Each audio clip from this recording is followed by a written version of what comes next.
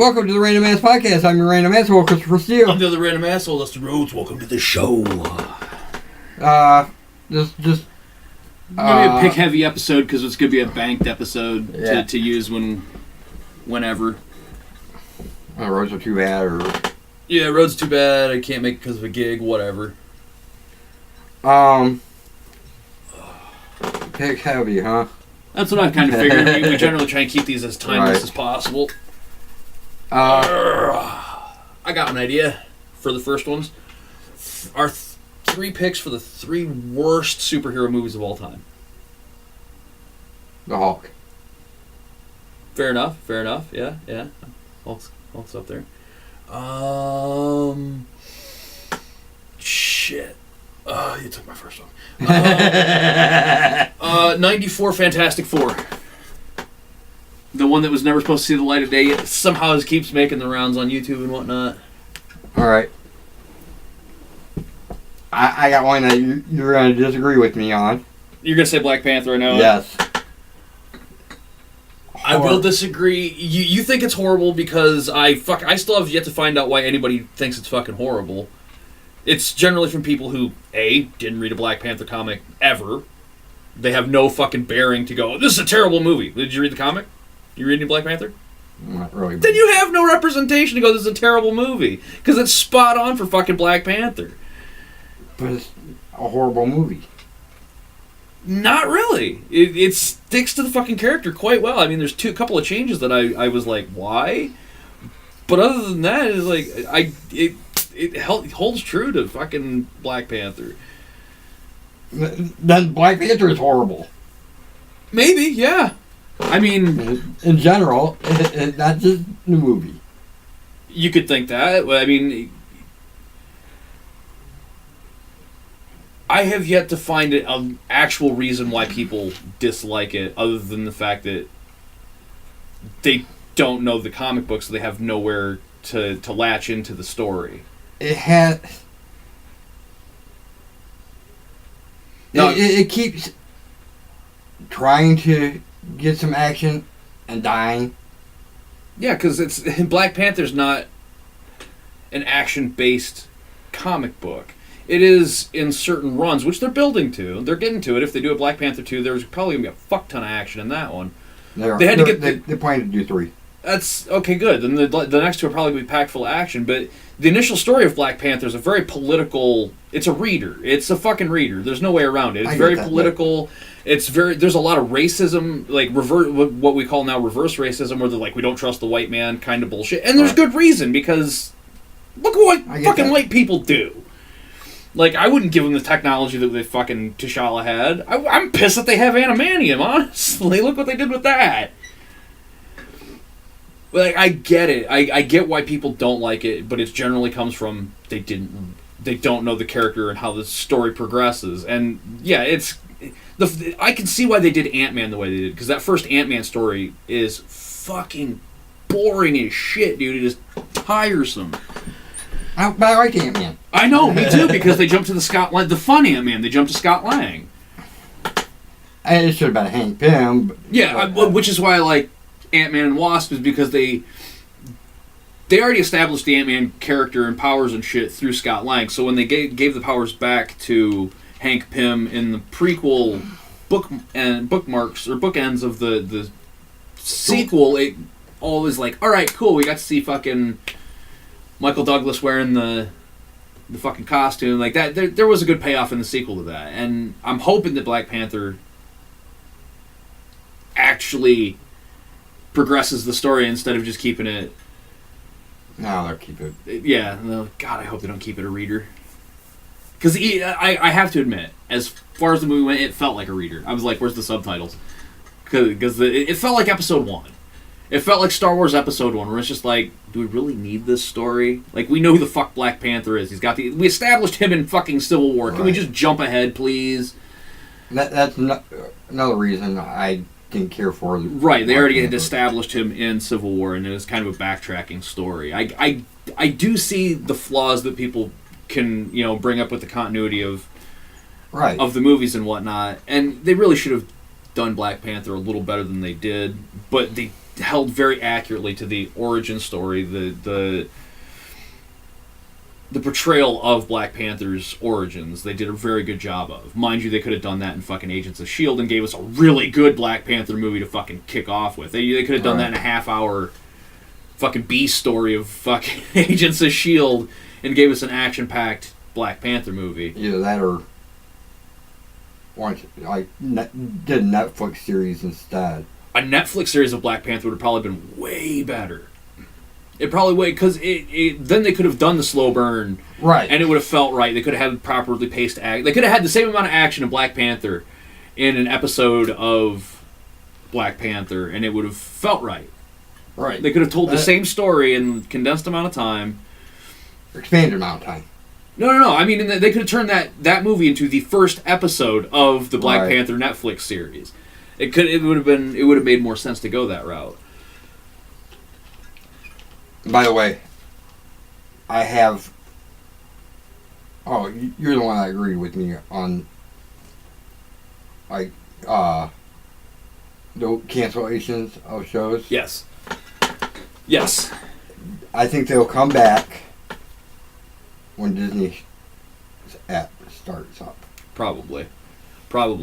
I'm thinking though they're going to keep the actors that are playing the characters, but I'm thinking that Marvel is going to try and work out something with Universal to where they can get Bruce Banner and the Hulk into a Netflix series with Luke Cage and Iron Fist and do a Heroes for Hire proper. I get that, but with the end of season 2 of Iron Fist, they need to have a season 3. Yeah. Oh, I don't disagree. Before they have a Heroes for Hire. Oh, I'm not saying that Heroes for Hire should start off, boom, they're all automatically a fucking team. They should, again, slow burn, like Titans. They could wrap his story up in an episode or two. So your second? Fucking worst fucking superhero movies. Superman 4: The Quest for Peace. I said it. That's one of my favorite Family Guy jokes, though. Is when they say the title of the movie in the movie, and like they're showing Peter sitting in the audience, and and Bridges of Madison County. He said it, and then he's at Superman 4: The Quest for Peace. And he's like, and that's why I'm Superman 4: The Quest for Peace. He said it! It's like... And now I can leave. Yeah, and that's about how shitty that movie is, too. Like, you really expect that line to pop up somewhere. That's because I'm Superman 4, The Quest for Peace. Alright. My final pick... You're probably going to hate me for the last one I'm going to pick.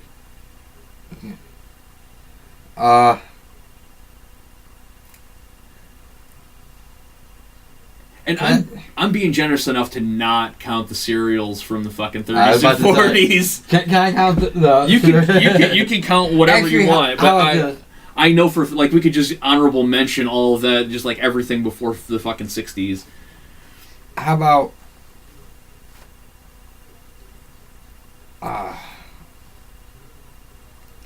there was a couple I could go with. A lot. How about Swamp Thing? Ooh, God. It's a terrible movie. It is a terrible movie, but damn, it did lead to a good series. The television series of Swamp Thing was friggin' good. It's a terrible movie. God-awful movie. Based on the comics. Right. If you don't base it on the comics, it's still a goddamn terrible movie. It is a cult classic. Oh yeah. It's definitely earned its place as a cult classic because it's decent enough, right, for the time. Like the effects are great. You got to give them that. Like Swamp Thing looked friggin' amazing. Just the story is just shit. That's what I'm saying. Yeah, but because you base it off of comic books. And it was such a wasted opportunity to have Swamp Thing in the 80s and have Batman in the 80s and not have the Batman Returns be the Swamp Thing story where fucking Swamp Thing shows to Gotham and just turns into a living jungle. Right. I would love to see that as a live-action movie standalone, honestly. All right, so your final pick? My final pick, oh man, is just so schlocky. But he's the king of fucking schlocky hero movies. And I don't know which one's worse. because they're pretty much on par. I'm gonna have to put this as a tie as the Dolph Lundgren duo of Masters of the Universe and Punisher. Like, those are just two god awful. We'll go with Punisher. I was gonna say Punisher as well as my final pick. I want to say we go with Punisher just because, as a duel's final pick, or because it's more based off of comics. Right. But I didn't say comic book movie. It's a superhero movie, and He-Man's just a toy superhero. Yes. And Masters of the Universe was fucking terrible. Yeah. But even though it did lead to the Marvel Stingers, they are the first one to have after all the credits, a stinger of Skeletor popping back out of the acid pit. So it's like, oh. I honorable mention. I just had it. I lost it. You got any honorable mentions? Oh yeah, 60s Batman movie. No, the 66 Batman movie is actually. It's all that I will not give it. I give it shit just simply because it that era of Batman is fucking hilariously bad. But it's so accurate to Batman at the time, right? And I'm not saying that it's an inaccurate portrayal. I'm just saying, as far as Batman movies go, it's terrible. It's not as bad as '89 Batman. I'll go with that one as my honorable mention. '89 Tim Burton Batman, and there's a specific, all the serials, the Captain America, the Superman, Batman. I think the only serials that were actually worth the crap back in the day were like The Shadow. Like those, they played those serious as fuck. The Shadow could be the movie 90s. Of The Shadow. Yeah, the '90s Shadow. Oh God, Phantom. Do you remember the Phantom? Yeah. That was fucking terrible. Oh man. I think we should just do this whole episode is just us reminiscing on terrible superhero movies. It's terrible superhero incarnations. Oh. Super Mario Brothers. Oh jeez. Yeah, they are superheroes. I mean, they didn't put regardless of how it should have ended, gives Mario crap for being in the Hero Cafe. One of my favorite episodes, by the way. Should watch it. Have you seen that one? Yeah. Oh, dude. Mario shows up, like Batman and Superman are sitting there, and Mario just kind of like grows next to Batman. He's like, "What the hell are you doing here?" And he's like, "I'm a Super Mario. I'm hanging out with my superhero friends." And like, it doesn't work that way. You don't have any superpowers. Well, you're a Batman. You don't have any superpowers either. It's just like, but no, it doesn't work that way. I mean, he throws fireballs. Yeah. He brings that up too. He's like, but I throw fireballs. And they're like, yeah, but you gotta have a special flower to do that. But you need your gadgets too. And I eat the star and become invincible. Yeah, for like 30 seconds. I find a feather because be able to fly. Right. I fly like you, Superman. Nah, I don't think you do. No, I do. Like they're just totally ripping on him not being a superhero, and I'm like, no, but Mario's like definitely a fucking superhero. He's got powers. He saves the princess. Like, what else do you need from a generic superhero? Even though I don't get how he's still fat.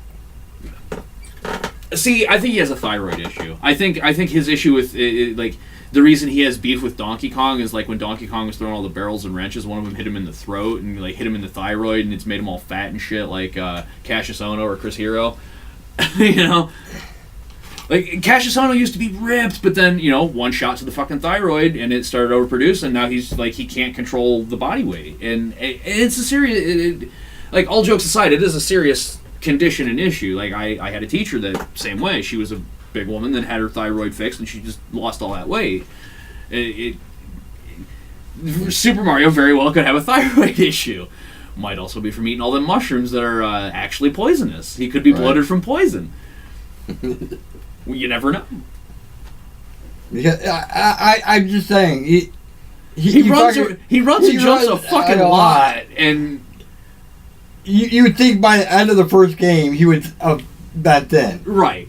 Okay, my beef with that movie is just everything about it. Right. Like, okay, you have Mario. They established the Mario characters in the real world perfectly. Like, Mario and Luigi had it, like, it seemed more like father-son as opposed to brothers, but whatever. Well, they explain that too. Yeah, older brother, younger brother. Where Mario took care of Luigi. Yeah, because the parent. Yeah. Like, but when they went to the Mushroom Kingdom, and they had to get the mechanical legs to be able to jump high. I'm like, no. The thing about the Mushroom Kingdom is it is in a different dimension, and that dimension's gravity is different than our own. So Super Mario suffers from John Carter syndrome, where he is actually not really superpowered, but the gravity affects his ability to jump, so he can jump higher and get more force behind it because he's bigger.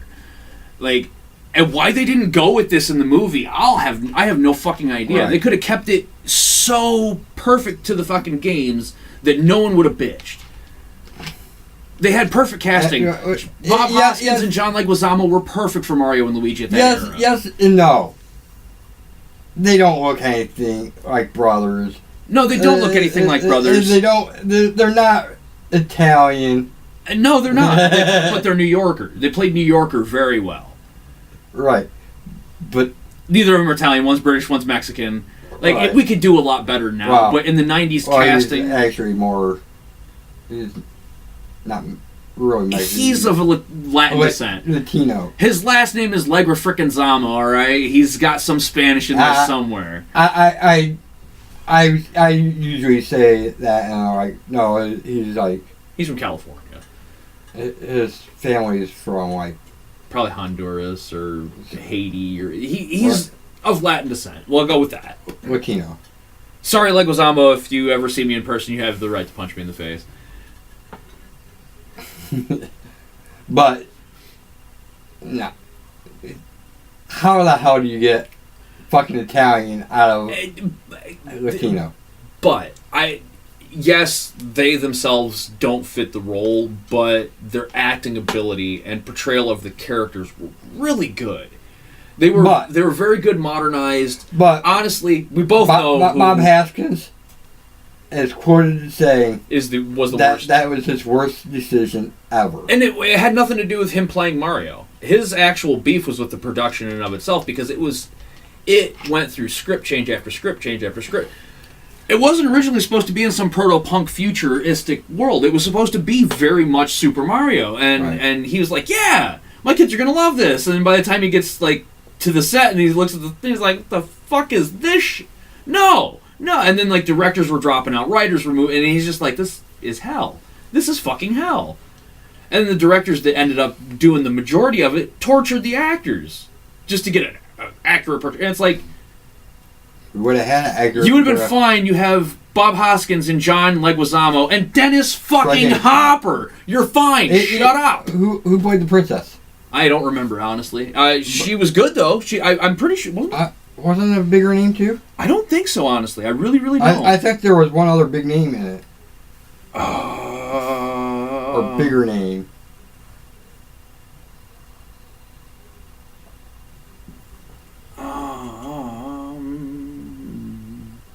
Hoskins, Leguizamo. Okay, I know Daisy wasn't shit in the movie because they literally say Rescue Princess Daisy, no name next to it. They go Mario, Bob Hoskins, Luigi, John Leguizamo, Princess Daisy, let's keep moving. From King Koopa, Dennis Hopper. And I'm like, okay. Samantha Mathis, Richard Edson. Richard Edson we know from a lot of other movies. He's a great character actor. I can't really think of anything right off the top of my head that he was in, but I see his face and I'm like, I know him from shit. Lance Hendrickson was the Fungus King.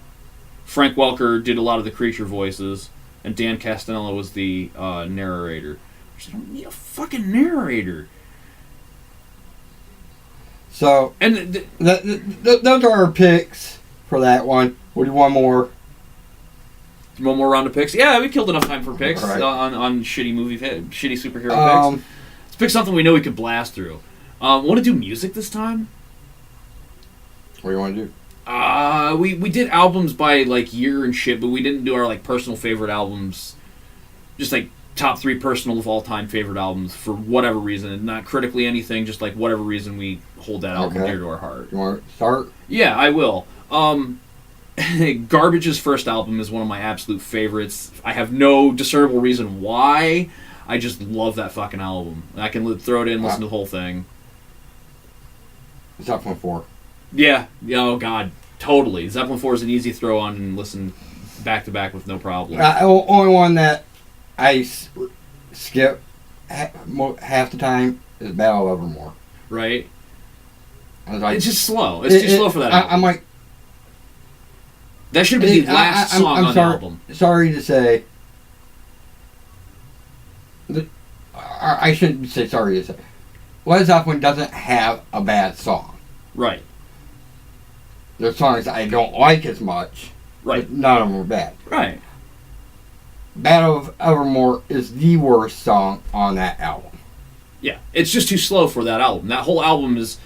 Every song has a pickup point to it, and Battle of Evermore never reaches a pickup point. Right. It's just... Battle of Evermore is like the only one on that album, I think, that doesn't get radio play. Yeah, I'm pretty sure. Yeah, I'm pretty sure you're right on that.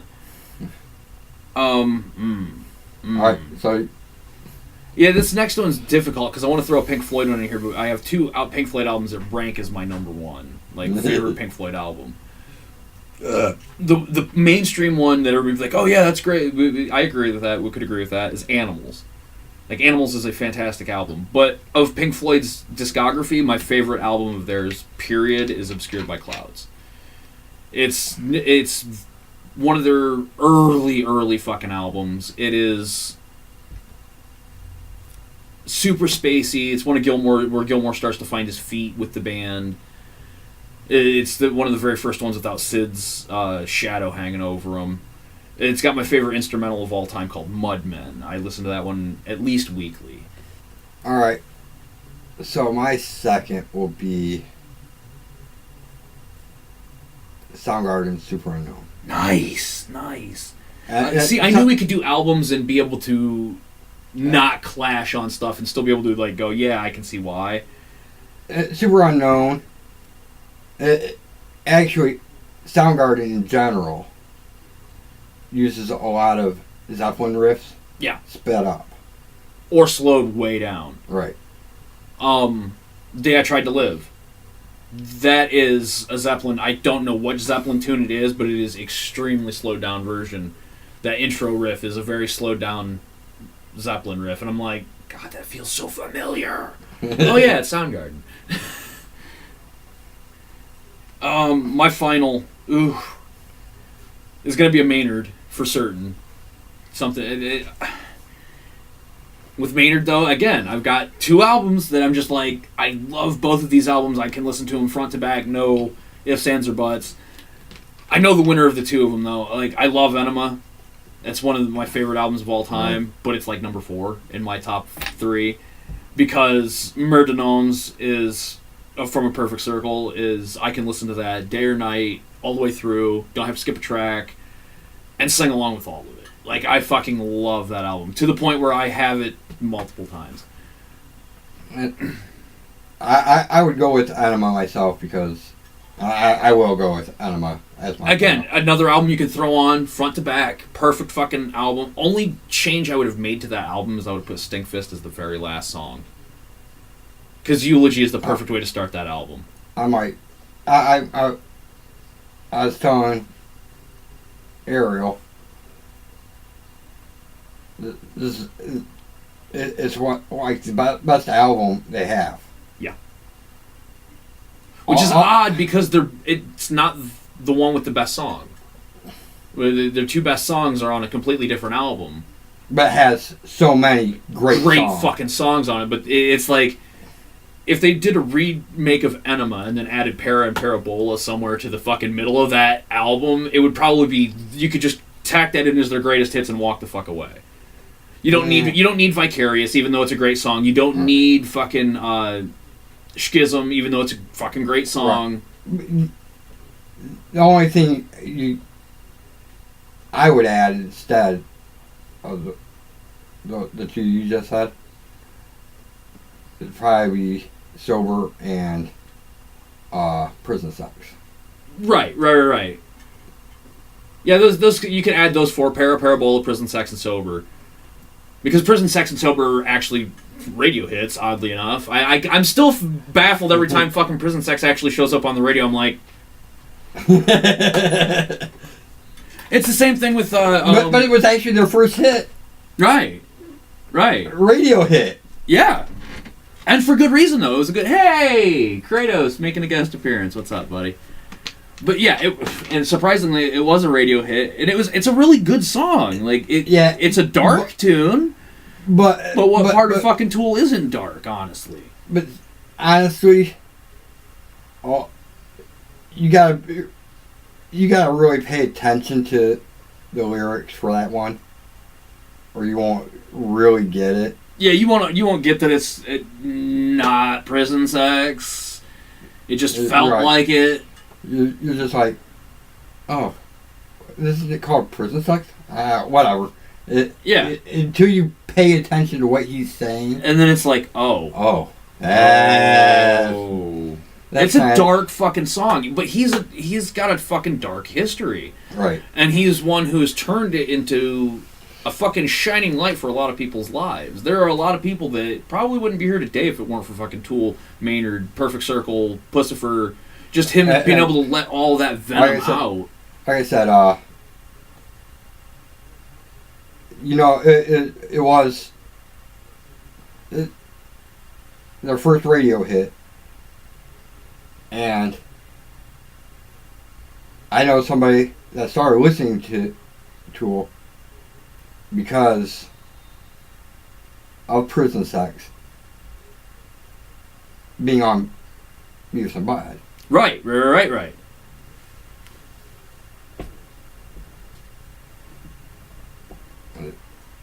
And people are like, what? Prison sex was featured on Beavis and Butthead? Yeah.